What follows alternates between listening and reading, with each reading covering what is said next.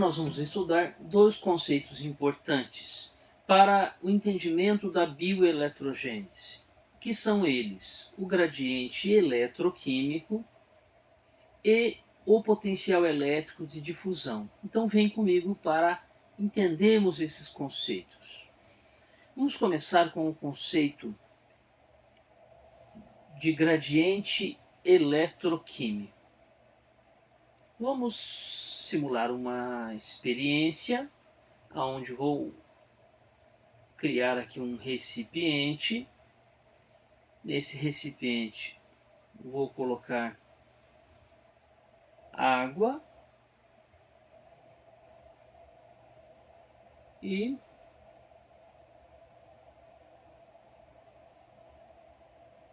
vou colocar uma membrana semipermeável aqui no meio. Vou chamar esse lado de A e esse lado de B. No lado A, eu vou colocar a glicose. No lado B, não vou colocar nada. Suponha que essa membrana seja permeável à glicose. E sabemos que a glicose é uma molécula neutra.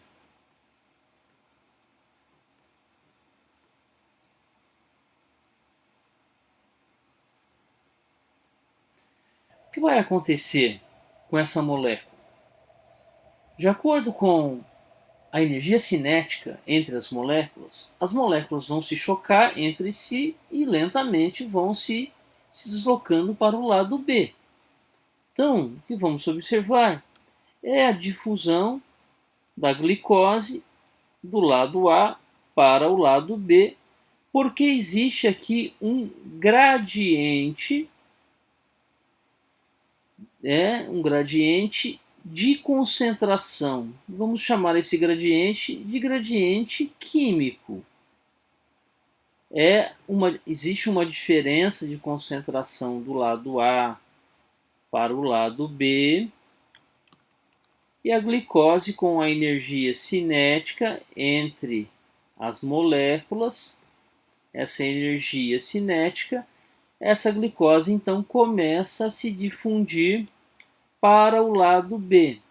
Então temos aqui uma difusão. Ok? Então, este é o gradiente químico. Como a glicose é uma molécula neutra, não temos um gradiente eletroquímico, apenas um gradiente químico. Ok? Se a glicose tivesse sido colocada em B, passaria para A. Certo? Então, a gente pode entender esse gradiente químico aqui. Esse é o gradiente químico, apenas químico, como sendo, a gente pode calcular esse gradiente químico como sendo a constante dos gases vezes a temperatura absoluta em graus Kelvin vezes o logaritmo natural da diferença de concentração desta molécula, da glicose, no caso a glicose do lado A para o lado B.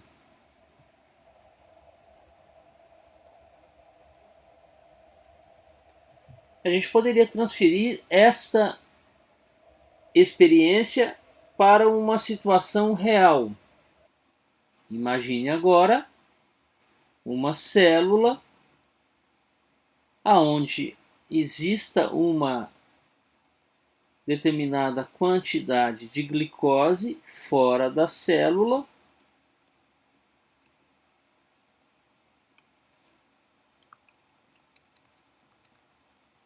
haja uma quantidade maior de glicose fora da célula e uma menor quantidade dentro da célula, haverá um gradiente químico dessa glicose, e essa glicose vai passar para dentro por uma difusão, na verdade, facilitada, pois vai utilizar uma proteína da membrana para auxiliar esse transporte. Então, aqui temos uma difusão facilitada. Agora vamos pensar nessa molécula apresentando carga elétrica, ou seja, agora um íon. Vamos pensar na mesma experiência que fizemos, só que agora vamos utilizar o cloreto de sódio. Imagine então que eu fiz aqui o mesmo procedimento experimental, coloquei a água deste lado, uma membrana semipermeável, aqui o lado A, o lado B, e agora eu vou colocar deste lado A o cloreto de sódio. E agora esta membrana aqui,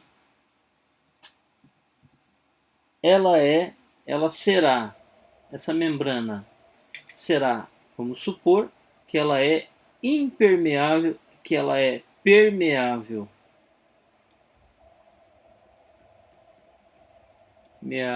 Ela é permeável ao sódio e impermeável ao cloreto. Vamos ver o que vai acontecer nessa situação?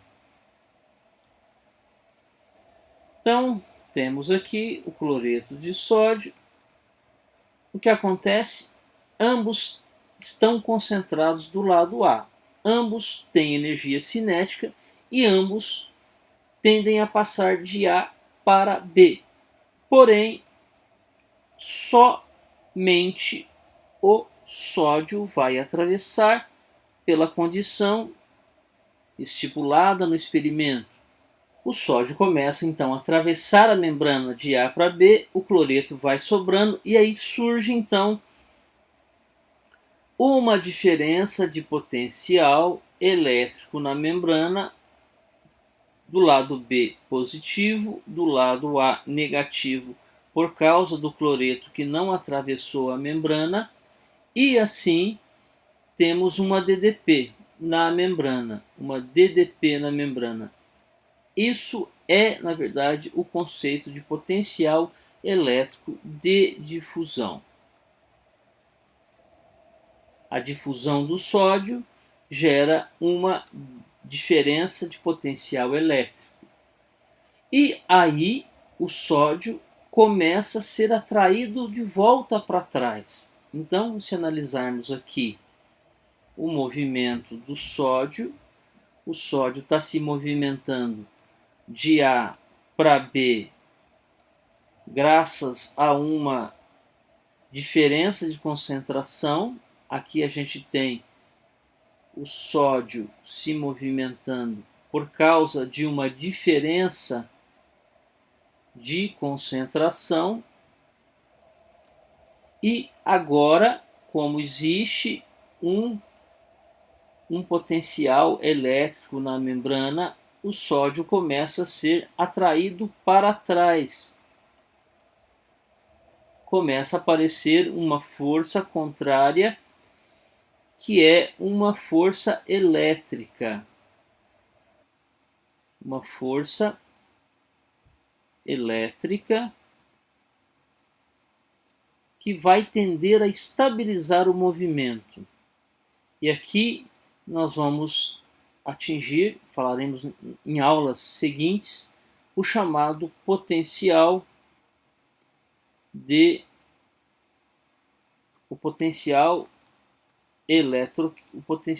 equilíbrio, o potencial de equilíbrio eletroquímico.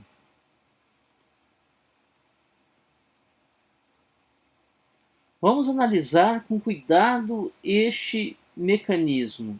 agora nós não temos somente um gradiente químico, como aconteceu com a glicose. Havia uma concentração em A, ela se movimentou para B. Agora nós temos um gradiente eletroquímico, tanto químico quanto elétrico. Agora nós temos a presença de dois componentes. Um componente químico, que é a diferença de concentração, é um componente químico. E, deste lado, um componente físico. Então, aqui nós vamos falar que o íon está sobre um gradiente eletroquímico. Como vai ser a movimentação dele? Depende do gradiente eletroquímico.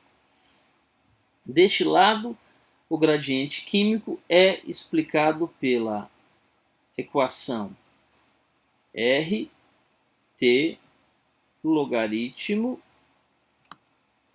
natural da concentração do íon, no caso aqui é o sódio, de A para B, o lado A e o lado B.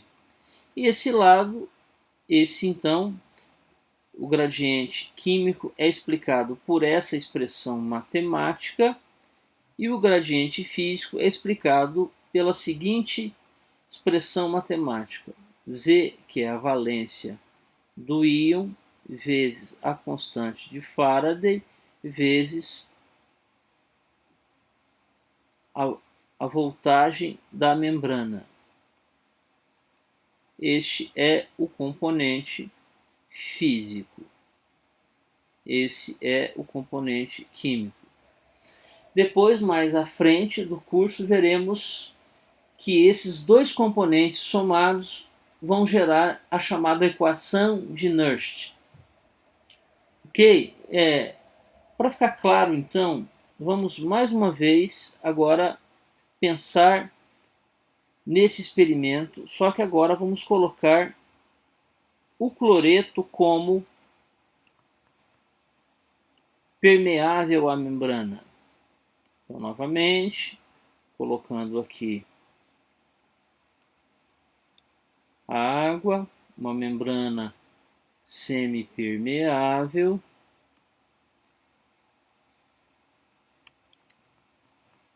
Uma membrana semipermeável.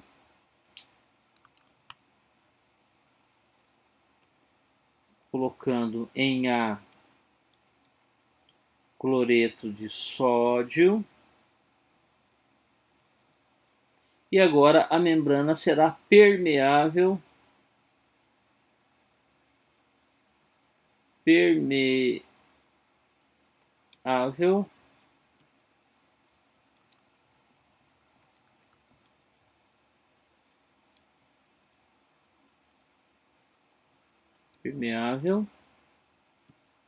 ao cloreto.